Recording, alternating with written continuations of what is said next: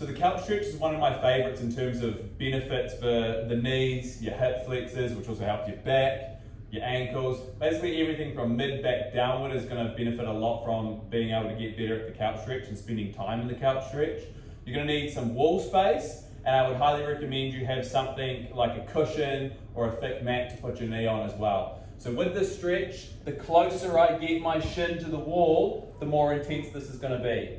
So from here, I'm going to flip my other leg out in front of me, and I'm going to drive my hips back and try and get my shoulders against the wall. I'm going to squeeze that glute in, driving my hips forward and my shoulders back. We're going to hold that for a minute. Don't feel the need to rush into, shin to the wall straight away if the quads aren't ready for it and the hips aren't ready for it. Shuffle further away from the wall to somewhere where you can hold the position and still feel a big stretch top to bottom there, but not a spot where you're just like holding and tensing so hard against the pain of the stretch.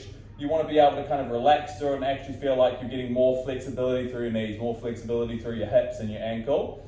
So just start off a little bit further away from the wall, and then slowly after a few sessions or weeks or months start to creep that knee a little bit closer to the wall. But again, somewhere you can hold it, be able to breathe, relax, feel yourself lean back, pushing the hips through, and squeeze that glute in if you can.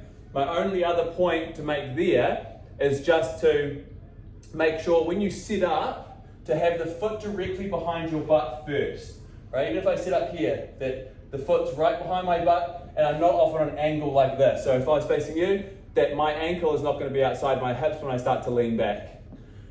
Okay, because not only is that going to feel uncomfortable on your knees, it's going to feel awful on your hips, and you're not going to stretch that quad effectively. So just back your butt up to the wall first, make sure the foot's there, then pop the other foot around, lean back, and get a really great stretch through the knees.